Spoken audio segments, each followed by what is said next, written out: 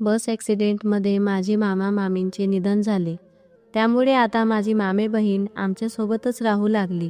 तिचे नाव दीपिका होते. जेव्हापासून दीपिका आमच्याकडे राहायला आली होती, तेव्हापासून माझी बहीण आणि वहिनी काहीही काम करत नव्हते. त्यांनी सर्व कामही तिच्यावर सोपवली होती. दीपिका 8 लोकांचा स्वयंपाक चुल्यावर करत होती. ती खूप थकून जात असे. मी माझ्या बहिणीला आणि वहिनीला सांगितले की तिला थोडी मदत करा. तेव्हा ते म्हणत असे की ती आम्हाला काहीही काम करू देत नाही. हे ऐकून दीपिका ही रडतच म्हणाली की मी स्वतःच त्यांना काहीही काम करू देत नाही. एके दिवशी दीपिकाची तब्येत बिघडली होती. त्या दिवशी मी विचार केला की मी तिला मदत करावी. तेव्हा मी तिच्याजवळ बाहेरच्या वरांड्यात गेलो. समोरचे दृश्य पाहून माझ्या पायाखालची जमीनच सरकली. माझे मामा-मामी खेड्यागावातच राहत होते. एके दिवशी ते आम्हाला भेटण्यासाठी शहरात येऊ लागले आणि अचानक त्यांच्या बसचा ॲक्सिडेंट झाला आणि त्यामध्ये ते मरण पावले. माझ्या मामा-मामींना एकच मुलगी होती. तिचे नाव दीपिका होते. ते वारल्यानंतर त्यांचा अंत्यविधी करण्यासाठी आम्ही गावी गेलो. दीपिका आता एकटी पडली होती. त्यामुळे सर्व विधी पार पडल्यानंतर आम्ही आमच्यासोबतच दीपिकाला घरी घेऊन आलो. दीपिका माझ्यापेक्षा 2 वर्षांनी मोठी होती. ती 19 वर्षाची होती आणि मी 17 वर्षाचा होतो. जेव्हा ती आमच्या घरी आली तेव्हा आपल्या आईवडिलांच्या आठवणीने ती रडत होती. ती पुन्हा पुन्हा माझ्या आईच्या गळ्यात पडून रडत होती आणि म्हणत होती की माझे आईवडील मला का सोडून गेले. माझ्या आईने तिला शांत केले आणि तिला खूप समजावले. माझ्या वहिनीनेही तिला जबरदस्ती खाऊपिऊ घातले. ती एवढी दुःखी होती की तिला जेवणही जात नव्हते. तिला सारखी तिच्या आईवडिलांची आठवण येत होती. तिच्याकडे पाहून मलाही खूप वाईट वाटत होते, पण मी काहीही करू शकत नव्हतो. मला 1 भाऊ आणि 2 बहिणी होत्या. माझ्या भावाचे आणि मोठ्या बहिणीचे लग्न झाले होते. मी सर्वात लहान होतो. थोडे दिवस तर दीपिकाला सर्वांनी प्रेम आणि आपुलकीने सांभाळले होते आणि तिचे सांत्वनही केले होते. त्यानंतर माझी वहिनी तिला म्हणाली की जर तू नेहमी नाराज राहशील तर कसे होईल. तू स्वतःला घराच्या कामात व्यस्त कर. ती म्हणाली की मी गावी असताना शिकत होती. आमच्या गावात कॉलेजही होती, पण तिच्या या गोष्टीकडे कोणीही लक्ष दिले नाही. वहिनी तिला म्हणाली की आता शिकून तू काय करणार आहे.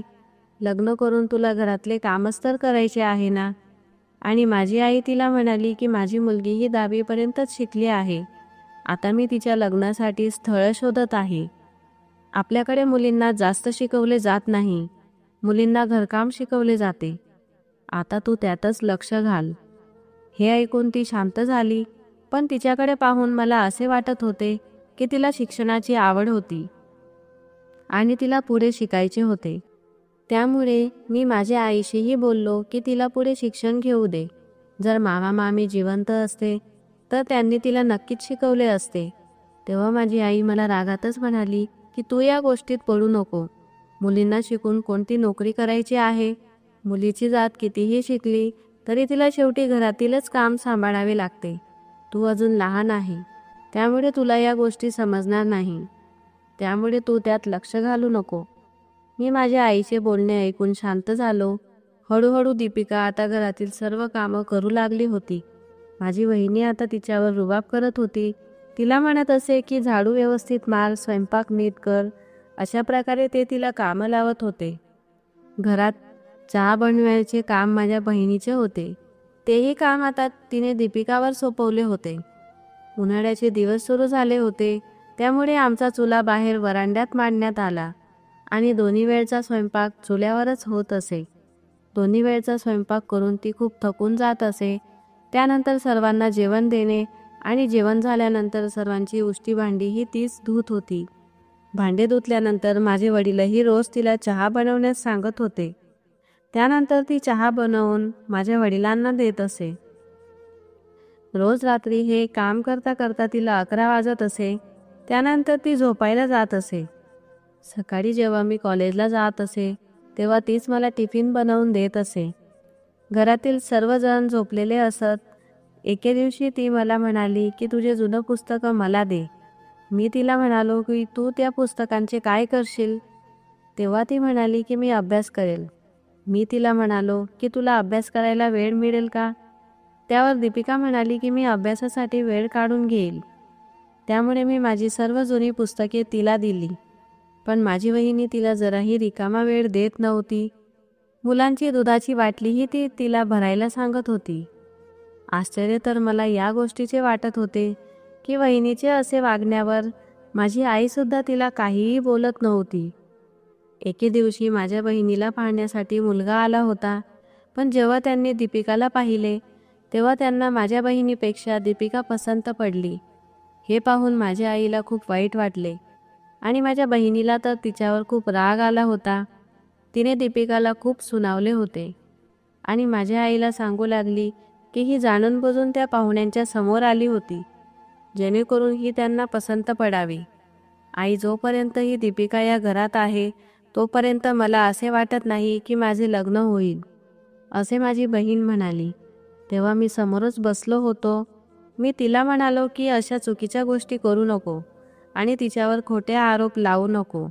जरा देवाला घाबरून राहा. माझ्यासमोरच तो तिला म्हणाली होती की चहा घेऊन ये आणि त्या पाहुण्यांनी तिला पसंत केले, तर आता तू तिच्यावर खोटे आरोप करत आहेस. मी असे बोलल्यावर माझी बहीण माझ्यावर राग करू लागली आणि म्हणू लागली की तू शांत राहा, तू अजून लहान आहे, तुला काहीही कळत नाही की ही किती चालाक आहे. पाहुणे येणार होते म्हणून ती नटून थटून बसली होती. तेव्हा मी म्हणालो की घरात जर कोणी येणार असेल तर सर्वजण तयार होऊन बसतात, त्यात काय झाले? आपल्या वहिनीनेही तयारी केली होती. माझी बहीण मला म्हणाली की तू बायकांच्या गोष्टींमध्ये का बोलत आहे, तू तुझे काम कर. माझी आईही मला म्हणाली की तू शांत राहा, जोपर्यंत माझ्या मुलीचे लग्न होत नाही तोपर्यंत मी या दीपिकाचे लग्न करणार नाही. तेव्हा माझा मोठा भाऊ म्हणाला की तिचं लग्न करण्याची काय गरज आहे, एवढ्या लवकर तिचे लग्न करायचे नाही. ती 30-32 वर्षांची झाल्यानंतर तिच्या लग्नाचा विचार करू, आधी तिला घरातील कामं शिकू द्या. असेच दिवसाआड दिवस जात होते. माझी मोठी बहीण प्रेग्नेंट होती. 7व्या महिन्यात तिला तिच्या सासरच्या लोकांनी माहेरी पाठवून दिले. जेव्हा ती माहेरी आली तेव्हा ती एक ग्लास पाणीसुद्धा स्वतःहून घेत नव्हती, पलंगावरून खालीही उतरत नव्हती. ती तिची सर्व कामे दीपिकाला सांगत होती आणि म्हणत होती की डॉक्टरांनी मला आराम करण्यास सांगितले आहे, म्हणून मी इथे आराम करायला आली आहे. दीपिकाचा संपूर्ण दिवस कामात जात होता. प्रत्येकजण तिला वेगवेगळे काम सांगत होते.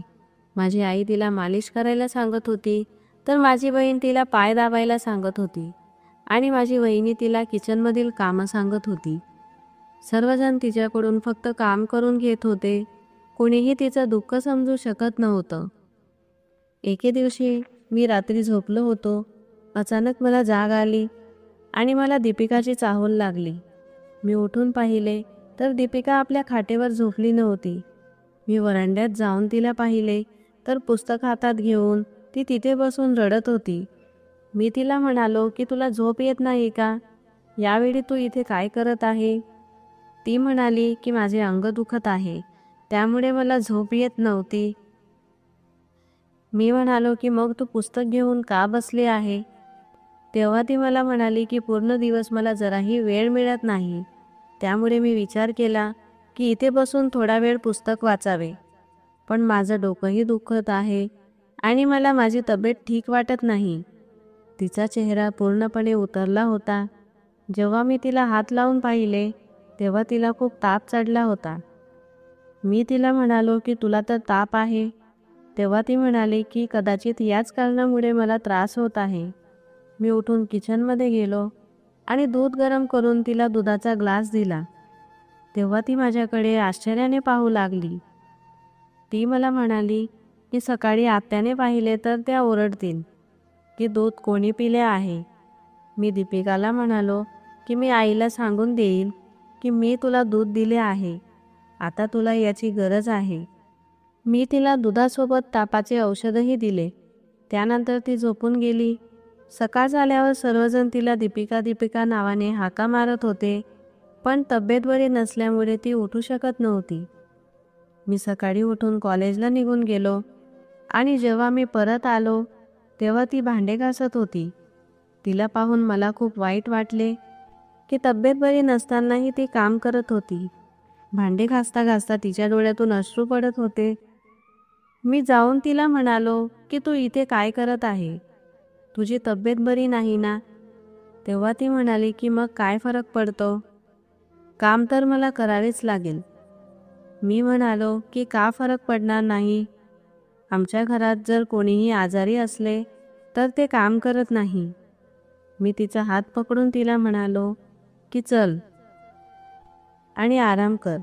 मी तिला खाटेवर झोपवले. तेव्हा माझ्या वहिनीने पाहिले आणि ती मला विचारू लागली की तिला तुम्ही का झोपवत आहे? मी वहिनीला म्हणालो की तुम्हाला दिसत नाही का तिला किती ताप आहे आणि तिची तब्येत बरी नाही. तेव्हा वहिनी मला म्हणू लागली की तुम्हाला तिची एवढी काळजी आहे का?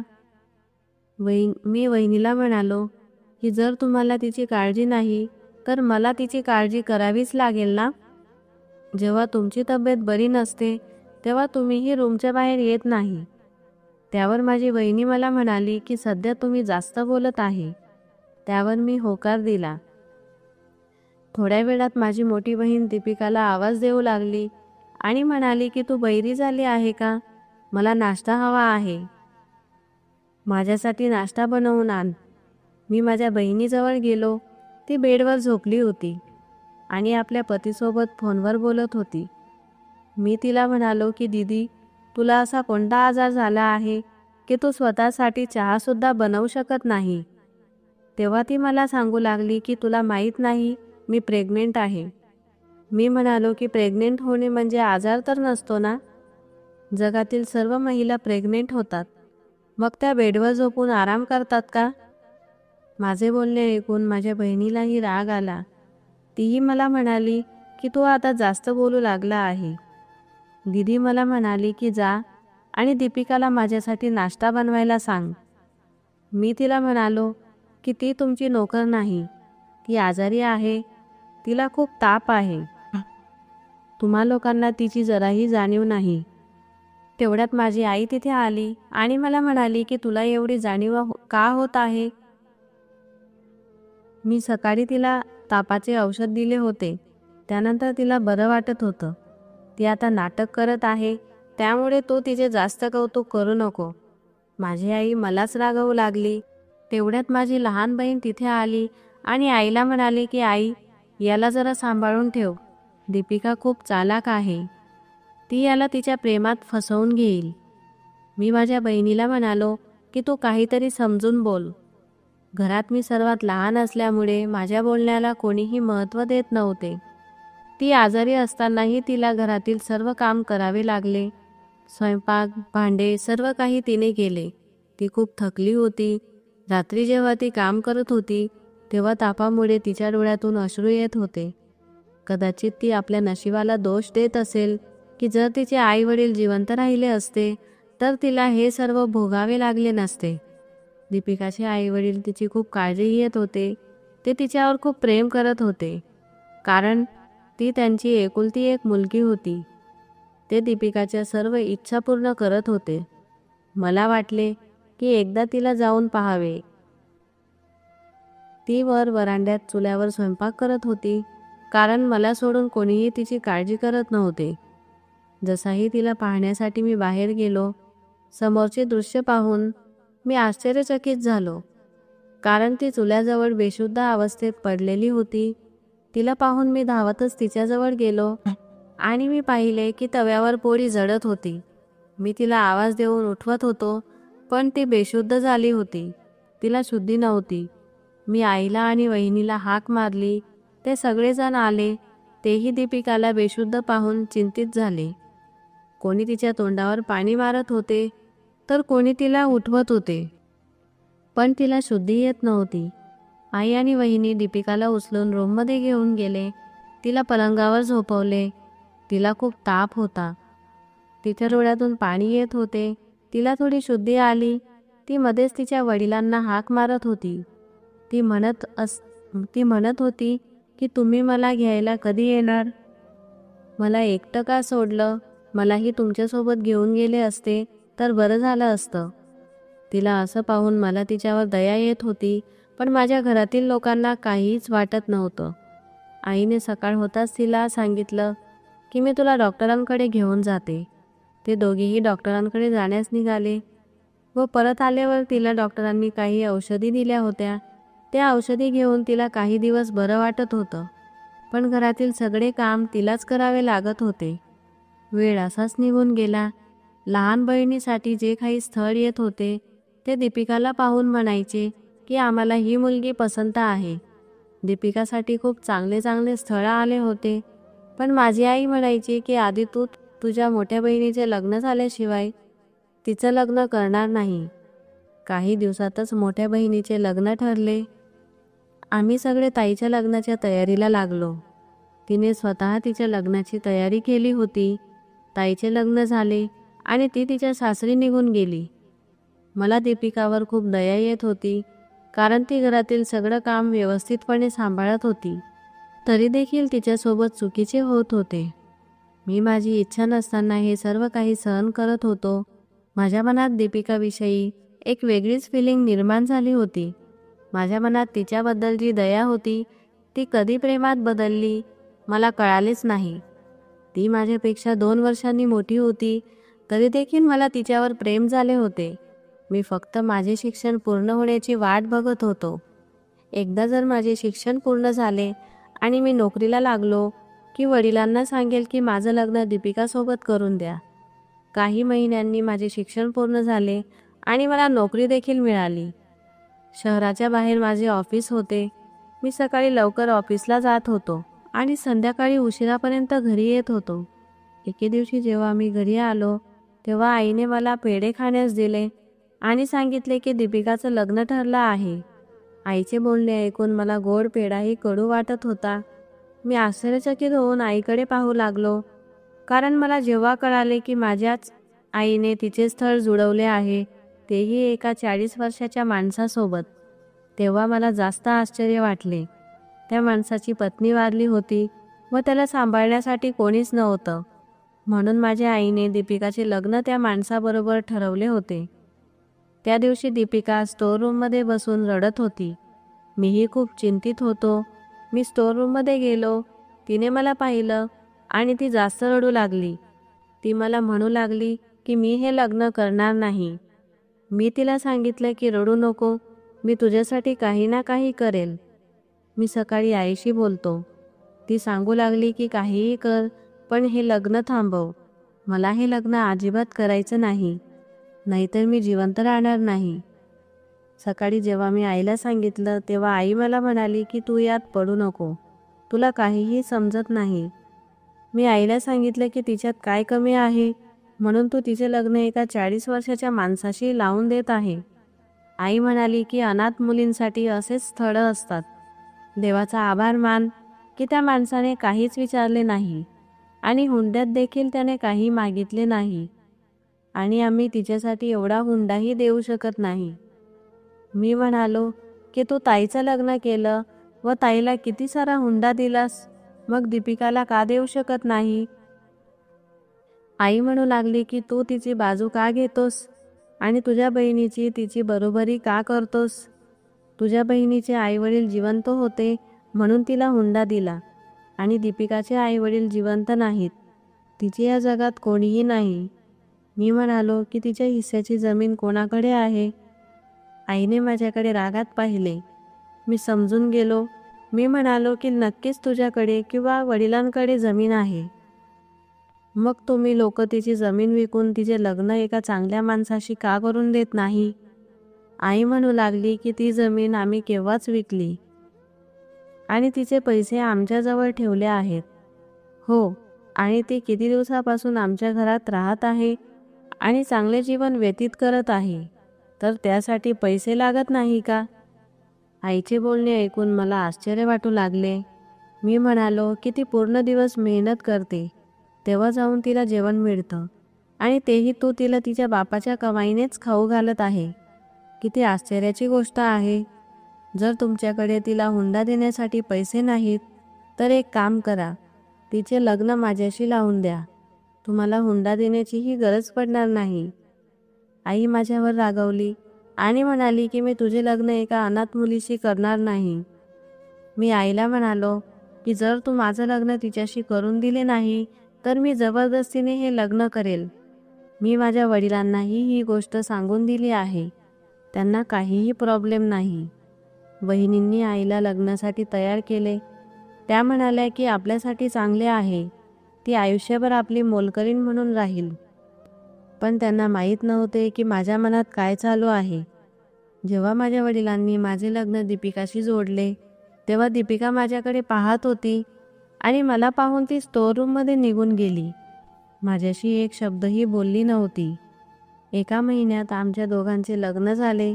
मला एका चांगल्या कंपनीत चांगल्या पगारावर जॉब मिळाला.